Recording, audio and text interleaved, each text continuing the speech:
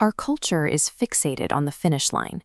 We study athletes holding trophies and entrepreneurs selling companies, but we are only seeing the final, polished results of a much longer story. The mistake is assuming these people possess a hidden shortcut or a genetic gift that the rest of us lack. By treating their achievements as an anomaly, we can comfortably ignore the years of unglamorous repetition and the thousands of failures that preceded their public arrival. This creates the someday trap. If you believe success requires an unfair advantage, you stop working and start waiting. You tell yourself you'll start once the conditions are perfect, or once you finally feel a surge of motivation that makes the work feel easy. But that waiting period creates a psychological vacuum.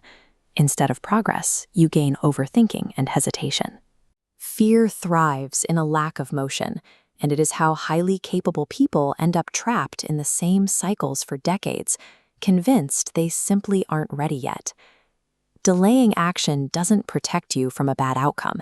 It only ensures that when you finally look back, you are met with the permanent weight of regret for the time you let slip away. Success is not a mystery, and it doesn't follow a hidden pattern.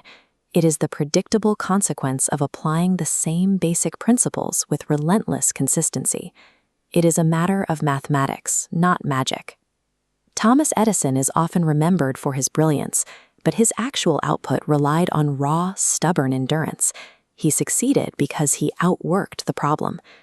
Creating this incandescent bulb required testing over 1,000 different materials that didn't work. His breakthrough wasn't the result of a single epiphany, but the cumulative effect of failing over 1,000 times and refusing to stop. Colonel Sanders faced a similar grind later in life. In his 60s, he was traveling between restaurants, pitching a recipe while sleeping in his car. He faced over 1,000 direct rejections before he secured a single partnership. He didn't have a better starting position than his competitors. He simply stayed in the game longer than anyone else was willing to. Even J.K. Rowling had to navigate significant gatekeeping before her work reached the public. Her early career was defined by persistence against constant dismissal. She received 12 consecutive publisher rejections. 12 different organizations told her the work wouldn't succeed. She only reached the 13th because she refused to let external opinions halt her momentum. In each case, talent was secondary to the daily habit of showing up. Their persistence turned their individual skills into something the world couldn't ignore. The historical record confirms that consistency beats talent every time talent fails to do the work. Success is a war of attrition.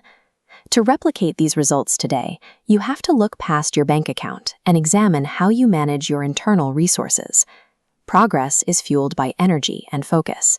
If your attention is siphoned off by trivial distractions, you lack the pressure to produce meaningful work. Isolating your morning hours is vital. By blocking out external noise, you protect the focus needed to sustain long-term efforts. Once you have the energy, you must address the friction of starting. Thinking about a task only makes the fear of it grow. Action is the only mechanism that effectively kills that fear.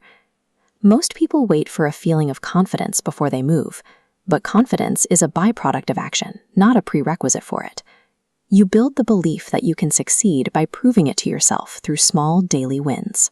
You will also have to contend with the desire for social safety, the urge to play it safe to avoid judgment or criticism. Opinions are fleeting, but the results of your work stay with you. Execution must take priority over the search for applause, because no amount of approval can replace the progress you fail to make. By focusing your energy, you force action and ignore the noise, you create a momentum engine. Over time, those small, repeated actions compound into results that are impossible to deny. The difference between a winner and a dreamer isn't intelligence. It is the willingness to do the unglamorous, repetitive work long after the initial novelty has worn off.